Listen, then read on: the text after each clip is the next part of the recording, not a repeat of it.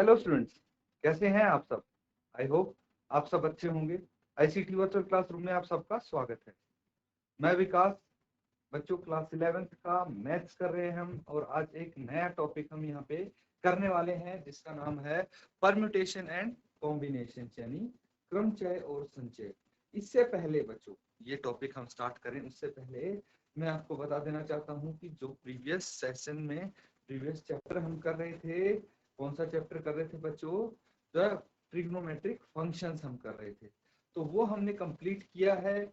उसमें अगर कोई आपको डाउट लगता है तो अभी आप पूछ सकते हैं, अपना डाउट क्लियर कर लीजिए, ताकि हम अगला चैप्टर फ्रीली स्टार्ट कर सकें और आपके माइंड में कोई डाउट ना रहे पिछले चैप्टर को लेके। ठीक है, तो अगर डाउट नहीं रहेगा तो ये चैप्टर अच्छे से आप समझेंगे, और अगर डाउट रह गया तो फिर उसमें भी आप उलझे रहेंगे और इस चैप्टर में भी। इसीलिए ना तो वो अच्छे से कर पाएंगे ना ये, इसलिए उस चैप्टर को अच्छे से क्लियर करो। कोई डाउट्स हैं आपको, कोई क्वेश्चन है तो आप पूछ लीजिए, फिर नए सिरे से इस चैप्टर को स्टार्ट करते हैं।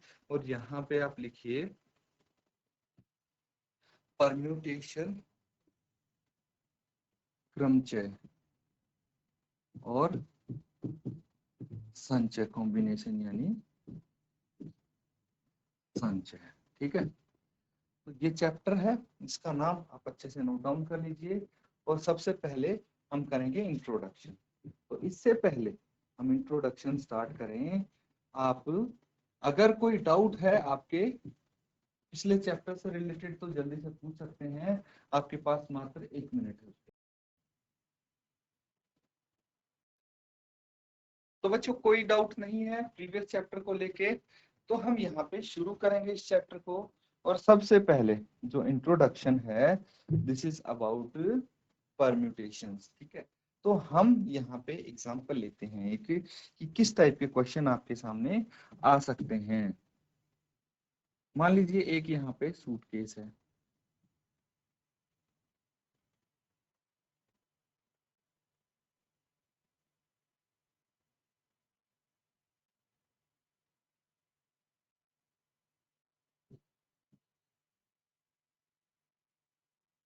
तो ये एक सूटकेस है,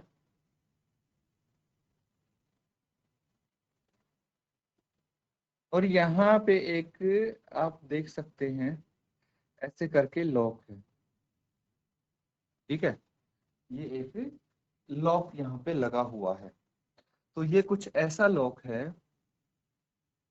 यहाँ पे मैं अच्छे से ये बना देता हूँ,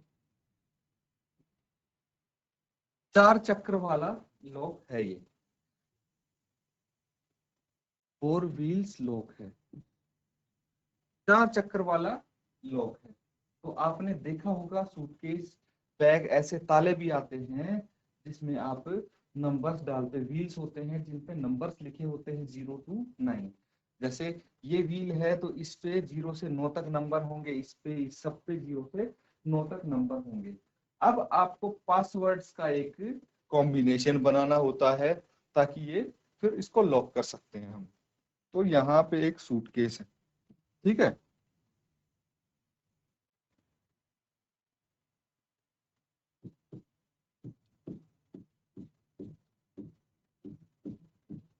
सूटकेस है,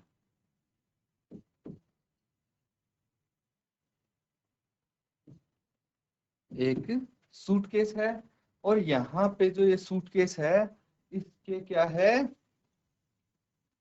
4 व्हील्स हैं, 4 व्हील लॉक है, 4 व्हील लॉक है यहाँ पे। और जो नंबर है वो है 0 to 9 numbers on each wheel. तो जो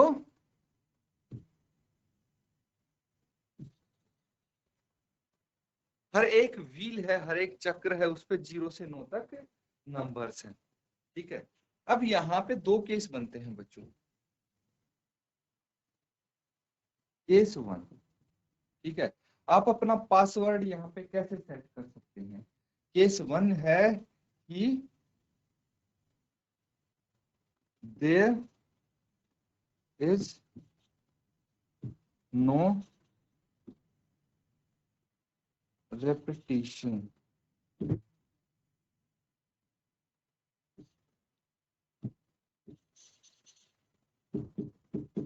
ठीक है, यहाँ पे रिपीटेशन नहीं होगी।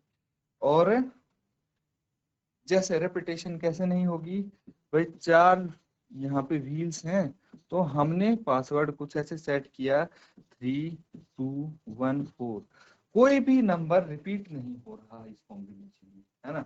ऐसे ही अगर 4 5 6 7 करें तो 4 5 6 7 करें तो भी कोई नंबर रिपीट नहीं हो रहा। लेकिन एक दूसरा केस है, देयर will be repetition, मतलब जो आपके नंबर्स हैं वो रिपीट हो सकते हैं। कैसे? मान लीजिए 1 2 2 3, तो ये 2 रिपीट हो रहा है। हम रिपीट कर सकते हैं किसी भी नंबर को 1 1 1 1, ऐसे भी डाल सकते हैं, सब पे 1 डाल दिया, रिपीट हो रहा है नंबर, तो रिपीटेशन हो सकती है इस केस में। तो 2 केसेस बनेंगे जिसकी मदद से आप कॉम्बिनेशन यहाँ पे डाल सकते हैं, है ना। एक बार इसको ध्यान से देखिए आप, फिर मैं आगे समझाऊंगा इस एग्जाम्पल को हमने क्यों किया है। तो बच्चों,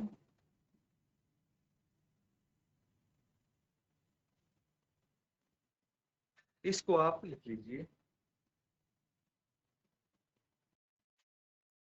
तो बच्चों, यहाँ पे देखिए 2 कंडीशंस यहाँ पे आपके सामने हैं। अब अगर मैं बोलूं कि कंडीशन 1 को लेके चलते हैं, ठीक है, अगर हम रिपीटिशन नहीं रखेंगे तो हमारा पासवर्ड ज्यादा स्ट्रॉन्ग होगा, ठीक है, तो उसको प्रेडिक्ट करना थोड़ा मुश्किल होगा। तो हमने कोई पासवर्ड रख दिया है, ठीक है, पासवर्ड रख दिया है और ये पासवर्ड हम भूल गए, पासवर्ड डाल दिया, सूटकेस लॉक है और हमें याद नहीं क्या कॉम्बिनेशन। अब नंबर्स का कॉम्बिनेशन आपको क्या है, याद रखना पड़ेगा अगर लॉक खोलना है तो। कि सबसे पहले जो व्हील है उस पे कौन सा नंबर सामने होना चाहिए, दूसरे तीसरे ऐसे फोर्थ व्हील पे कौन सा नंबर सामने होना चाहिए, लेकिन हम भूल गए हैं। तो इस केस में क्या करेंगे आप? इस केस में भाई एक काम करते हैं, जितने कॉम्बिनेशन बनते हैं सारे कॉम्बिनेशन लगा के देख लेते हैं, और किसी न किसी कॉम्बिनेशन में तो खुलेगा, है ना। तो अब देखिए टोटल नंबर्स यहाँ पे कितने हैं व्हील पे, ये हैं 10 नंबर्स हैं हमारे पास। टोटल एक व्हील पे 10 नंबर हैं। अब आप बोलेंगे भाई ये तो 0 से 9 तक ही है, 10 कैसे हो गए? काउंट कीजिए, 0 1 2 3 4 5 ऐसे करके काउंट करेंगे तो टोटल 10 होंगे बच्चों, ये नंबर्स टोटल 10 होंगे। तो सबसे जो पहला व्हील है, ठीक है, फर्स्ट व्हील है, वहां पे टोटल स्कोप कितनी है भाई? 10 नंबर आ सकते हैं। 10 में से कोई एक नंबर तो होगा आपके पास, कोई एक नंबर तो यहाँ पे फिट बैठेगा ही, है ना, कोई एक नंबर तो डाला ही होगा हमने। तो यहाँ पे मान लीजिए भाई हम कॉम्बिनेशन लगा रहे हैं, कोई एक नंबर तो फिट बैठेगा ही। तो जैसे हमने क्या किया कि यहाँ पे एक नंबर फिक्स कर दिया, 9 फिक्स कर दिया, और उसके साथ यहाँ पे बाकी 3 जगह पे अलग अलग कॉम्बिनेशन डाल के देख रहे हैं हम। फिर दूसरी जगह के लिए हमारे पास कितने 9 कॉम्बिनेशन बचे। तो अब 9 में से भी कोई एक फिक्स हो जाएगा, फिर 8 और फिर 7।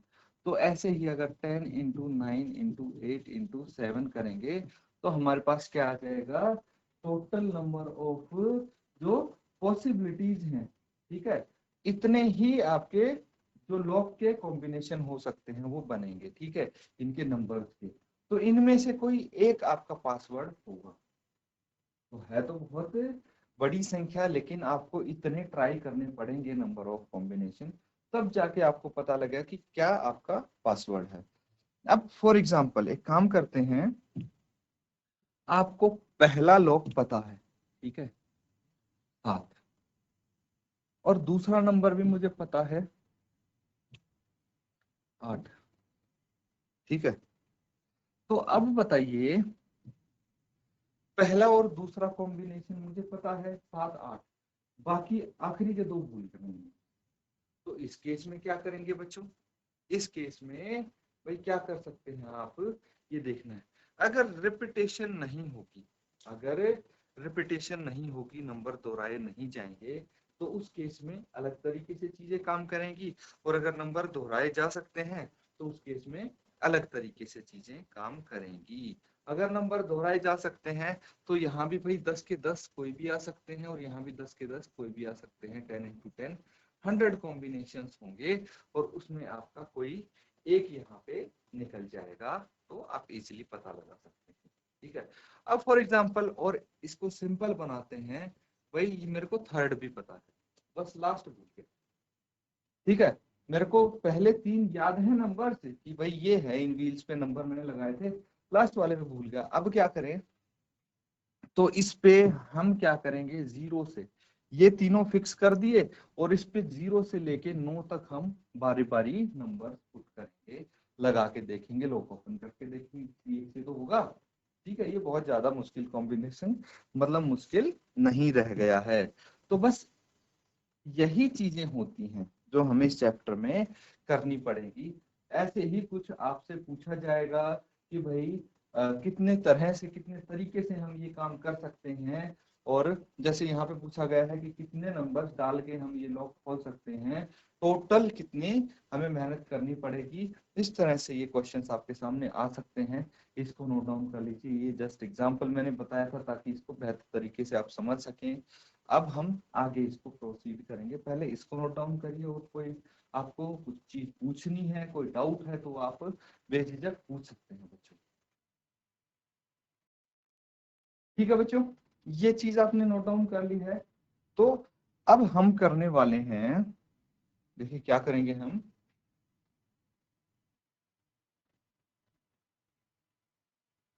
Fundamental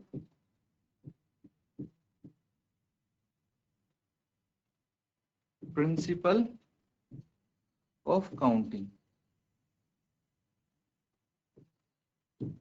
fundamental principle of counting यानी गणना का आधारभूत सिद्धांत। ठीक है, गणना का आधारभूत सिद्धांत।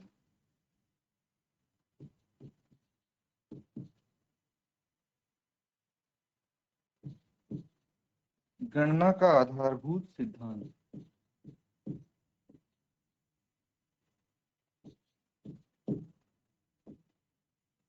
तो ये चीज हम यहाँ पे करने वाले हैं बच्चों, ये आपका टॉपिक है। तो फंडामेंटल प्रिंसिपल ऑफ काउंटिंग यहाँ पे क्या होने वाला है, वो हम with help of an example समझने वाले हैं, एक उदाहरण की मदद से बच्चों। तो देखिए यहाँ पे हम मान लेते हैं, माना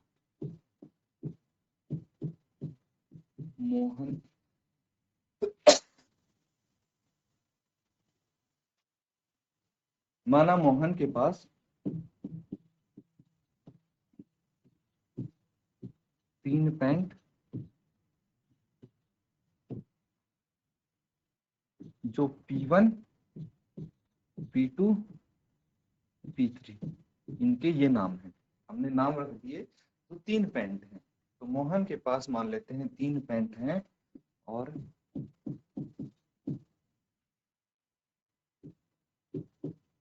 2 शर्ट हैं। तो माना मोहन के पास 3 पैंट और 2 शर्ट हैं।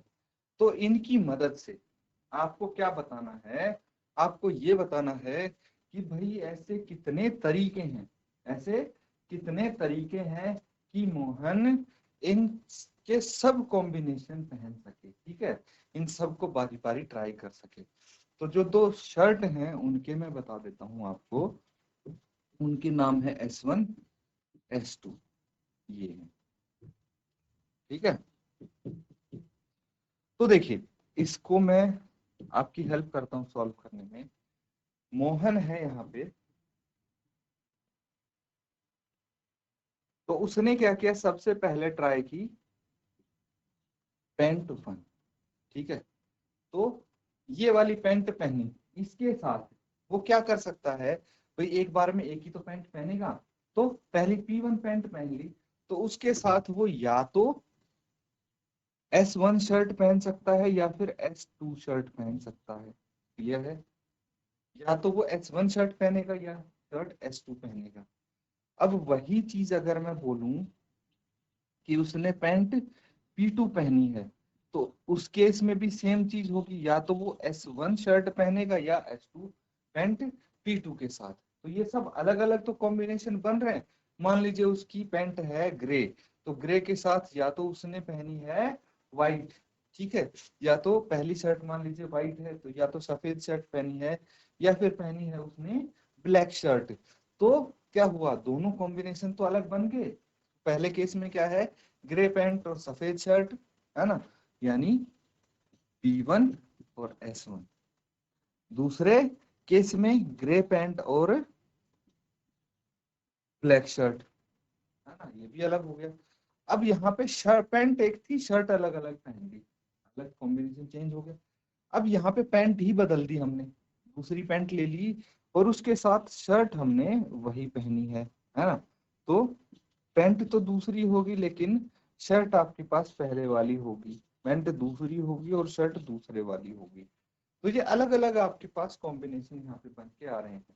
अब टोटल तरीके हमें काउंट करने हैं।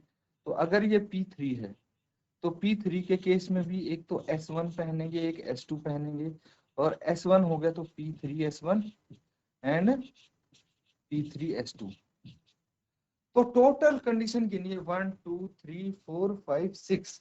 तो टोटल 6 ऐसे तरीके हैं, टोटल 6 तरीके हैं जिसकी मदद से भाई मोहन क्या कर सकता है, अलग अलग पैंट और शर्ट पहन सकता है ना।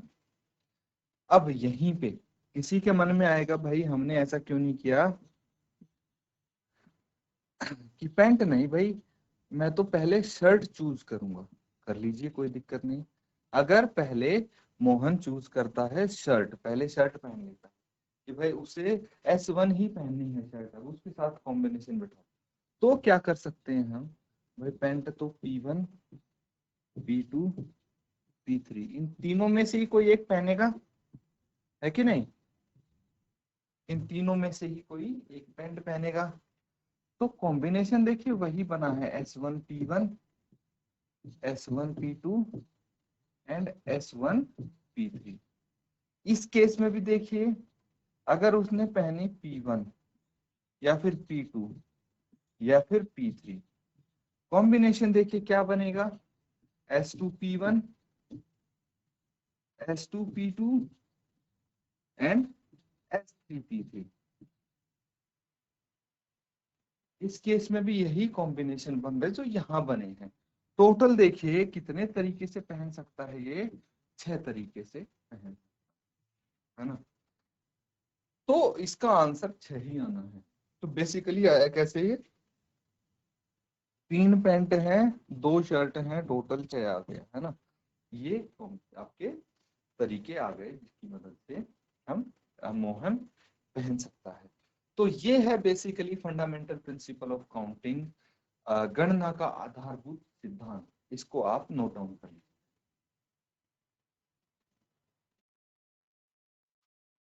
तो बच्चों ये चीज आपने नोट डाउन कर ली ना, समझ गए, कोई दिक्कत है पूछ लीजिए, कोई डाउट है अपना क्लियर कर लीजिए साथ के साथ, अदरवाइज हम आगे कंटिन्यू करेंगे।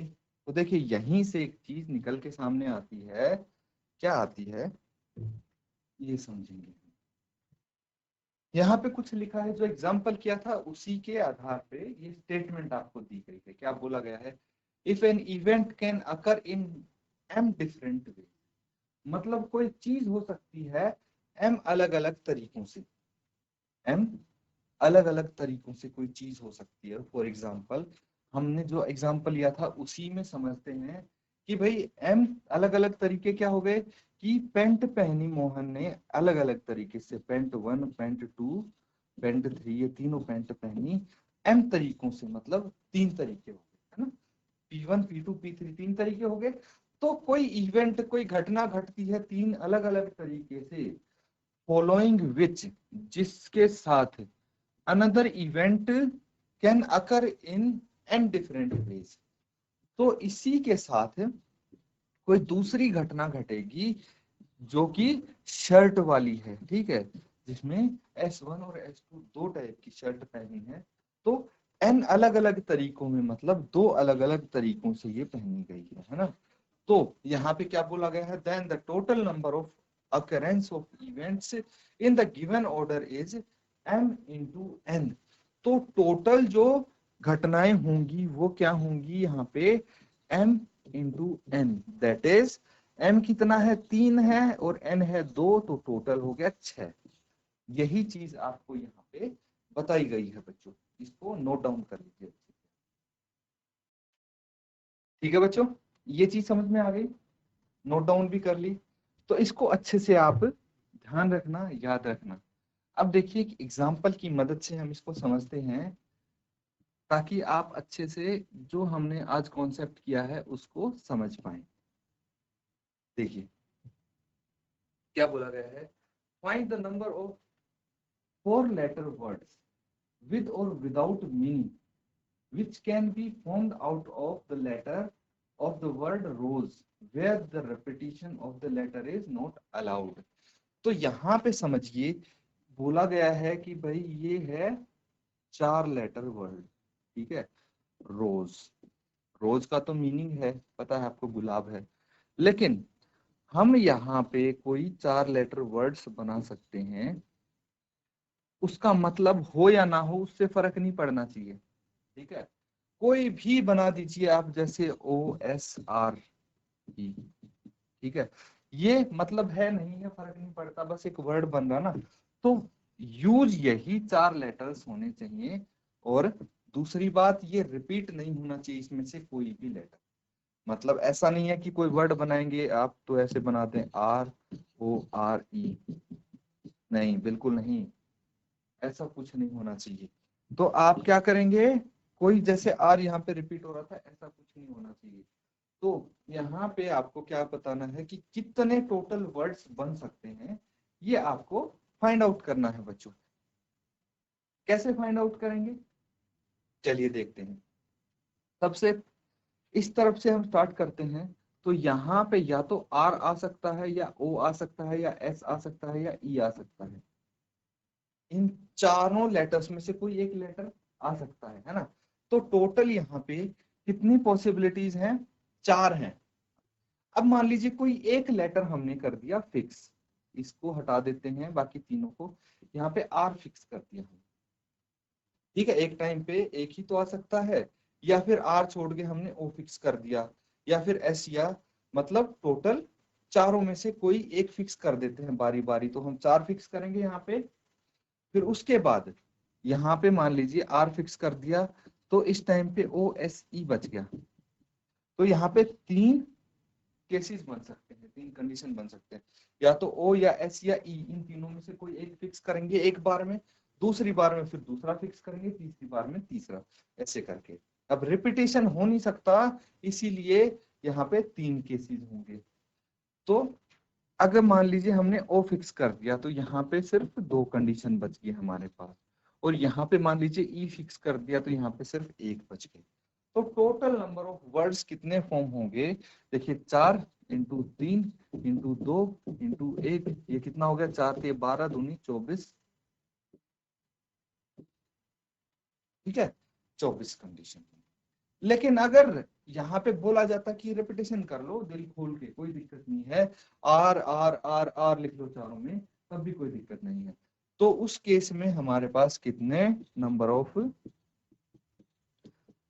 लेट वर्ड्स होते, तो हर किसी बॉक्स में भाई 4 कॉम्बिनेशन फिट आते। तो 4 इंटू 4 कितना हो गया 16, 4 इंटू 4 16, और ये आ गया 256, ठीक है। 16 इंटू 16 तो 256 वर्ड्स टोटल बन सकते थे।